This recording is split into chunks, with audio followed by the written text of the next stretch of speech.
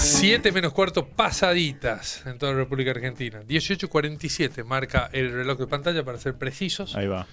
En este momento, en esta tarde, nublada, gris, pintaba lluviosa, pero la verdad que no. Por ahora no, por lo menos en esta zona no. Un poquito a la mañana, temprano, y después nada. La temperatura se mantiene ahí, más o menos alrededor de los 20 grados. Poquito más, poquito menos, pero Sí. frío no hace. Para nada. Dicen que es la temperatura ideal para la vida del ser humano, 20 grados. Entre Sí. 19 y 23 grados. Para mí 22, 23. Sí, pero no estoy hablando de una cuestión de gusto, ¿no? Estoy Para hablando de mí una cuestión 22, de 23. lo óptimo para el Sí. organismo. Claro. Para mi Después el ser organismo, humano 22, se adapta 23. a todo, a diferentes temperaturas, a las más extremas.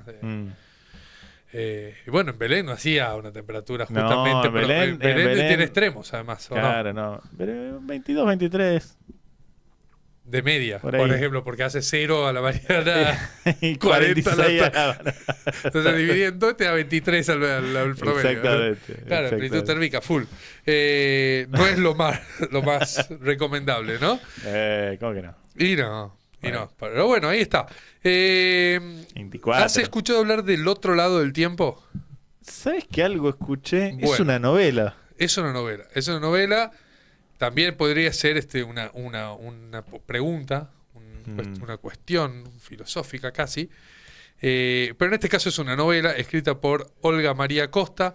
Es salteña, es arquitecta, egresada de la Universidad Nacional de Tucumán, según tengo entendido, que me desmienta en caso de que me esté equivocando, y que a través de Gerania Editora, ¿sí? Una editorial tucumana, ha sacado su ópera prima. Así que la vamos a saludar al aire ya de la Tucumana de tarde y damos la bienvenida. Gabriel y León, te saludamos. ¿Qué tal? ¿Cómo te va? Hola chicos, ¿qué tal? ¿Cómo están? ¿Cómo les va? Buenas tardes. Nosotros muy bien, agradecidos de tenerte acá en nuestro programa. Estaba leyendo un poquito la reseña, ¿no? Una obra que arranca de alguna forma en Asturias.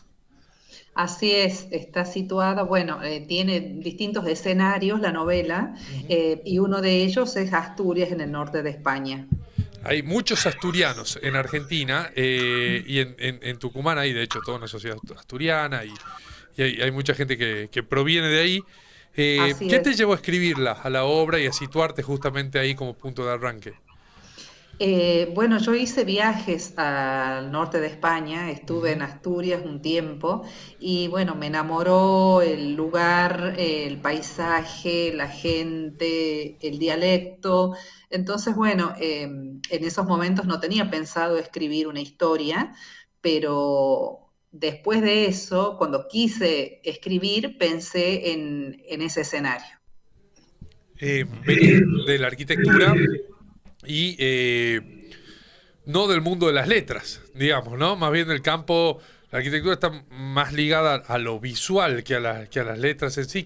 ¿Cómo ha sido, bueno, conectándote con la palabra y con la escritura? Así es, bueno, estoy formada como arquitecta, como bien dijeron ustedes, pero siempre me han apasionado las artes en general, la música, el baile, la literatura, todas las artes. Y bueno, yo pienso que la arquitectura y la literatura tienen en común que tenés la posibilidad de crear. En la arquitectura podés crear espacios habitables a través de herramientas, de diseño, etcétera. Y en la literatura podés crear mundos de ficción a través de la palabra. Y eso es lo que me gusta hacer. Olga, ¿en la novela convergen o se disparan varios escenarios y varios cuentos? Es decir, ¿son historias que son protagonizadas por el mismo personaje o son distintos los personajes? Bien, hay una historia principal que está protagonizada por un personaje puntual. Y alrededor de esa historia principal hay unas historias satélites que orbitan alrededor del personaje principal y de las historias que van atravesando esos distintos personajes. Bien, y se utiliza el tiempo, digamos, como una herramienta para ir modificando lo que rodea a a esas historias, a esos relatos. Así es, pero es el tiempo desde un enfoque no lineal, o sea, Ujú. no el tiempo como lo percibimos nosotros, como lo conocemos, como algo que se puede mensurar, algo cuantificable, sino que es el tiempo en la multidimensionalidad y que te lleva a explorar el terreno de otras disciplinas, como por ejemplo la física cuántica, la Mm. metafísica, la psicología, si se quiere, lo esotérico también.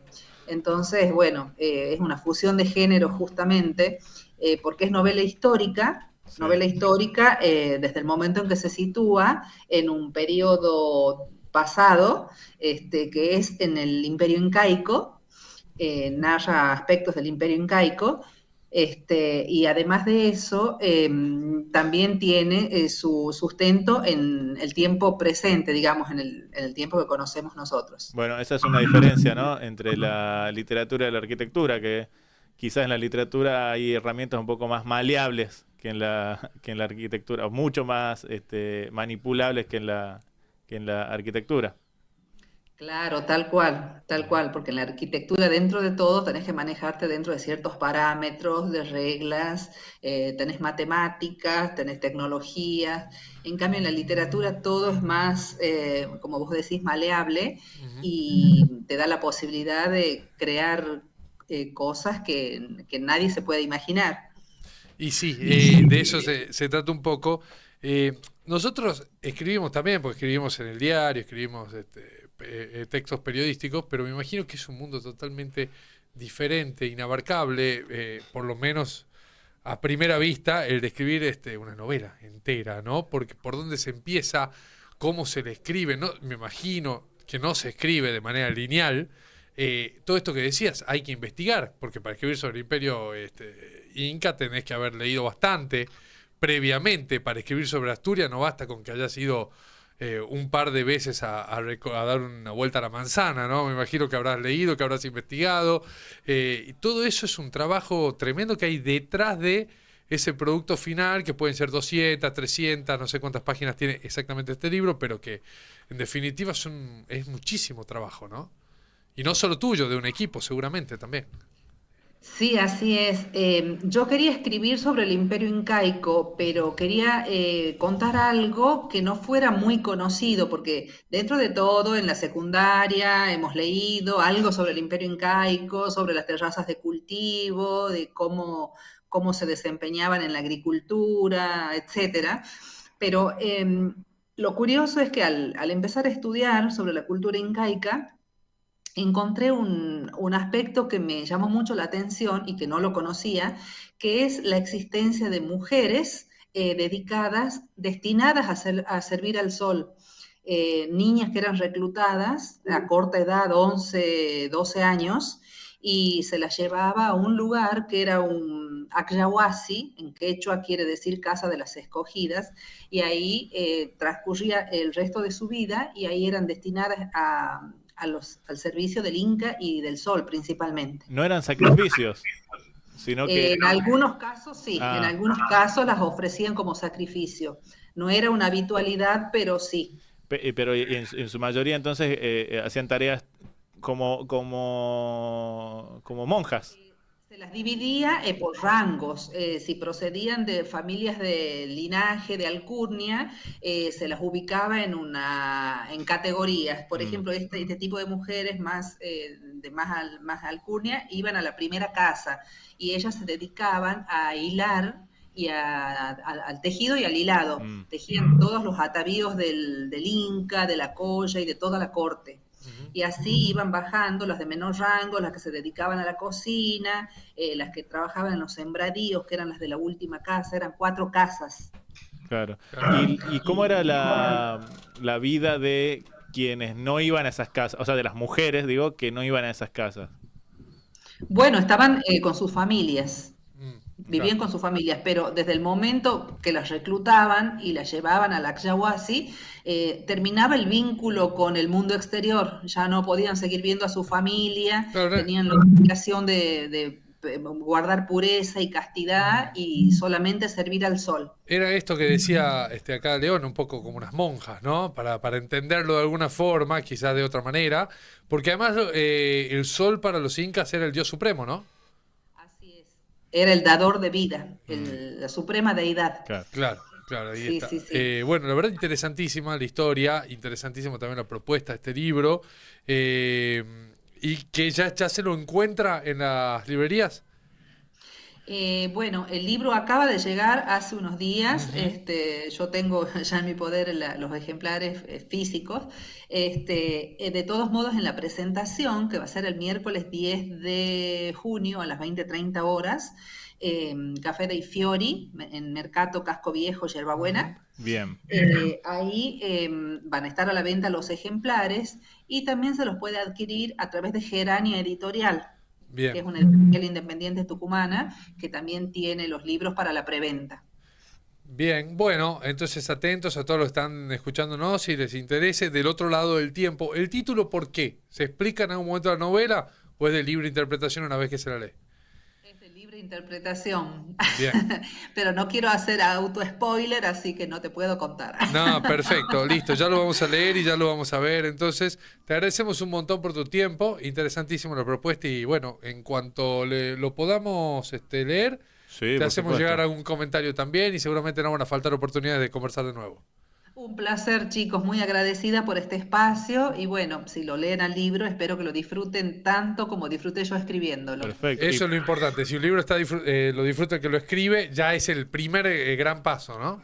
Así es, así es. Muy Totalmente. contenta estoy de haberlo escrito y es mi primer libro, así que estoy contentísima. Bien, buenísimo. Bueno, y por supuesto, si en algún momento podemos charlarlo ya una vez leído el libro, también te esperamos acá en el estudio para conversarlo.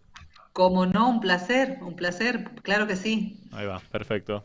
Gracias, Muchísimas gracias nuevamente. a Un saludo vos. a toda la audiencia. A Que vos, estén muy bien. Olga María Costa, autora de Del otro lado del tiempo, Sí. ¿sí? Un libro que, bueno, atraviesa Sí, lo quiero leer, ¿eh? diferentes momentos, diferentes espacios también. Asturias, en pleno norte italiano, tierra de mineros, Asturias, en su momento. Sí. Y hoy, y después el Imperio Incaico también. Ujú. Así que interesante me parece ese juego. Bien. También. Bueno, No sé si escucha. viste Sí. Tiempo de Agua, creo que se llamaba, o Vientos de Agua. Vientos de agua, sí, la vi. Bueno, ahí también Claro. hay este juego de ir y volver en Sí. el tiempo desde justamente Asturias a Argentina. Exactamente. Sí, sí, sí. Che, hablando de, bueno, acá Olga es arquitecta, ¿me dejas mandarle un Sí. cariño grande a Rocío, que nos está escuchando, que en poquitas horas va a ser colega de Olga? Se va Mira. a recibir de arquitecta Ah, bueno. y qué nos lindo. está, mientras se prepara para su última materia, nos está escuchando ella y el amigo Gonzalo Roldán, y nos pide un tema, nos pide el estudiante de los Twist, de Bueno, Pipo que se Chipolati. despida ya de ser estudiante. Y bueno, Salvo sí. que quiera ser estudiante de crónica. Claro, bueno. Le se mando un puede hacer. saludo a. Claro que se puede. ¿Yo le puedo mandar un saludo a mi arquitecta favorita? Sí, claro, por supuesto. Proceda.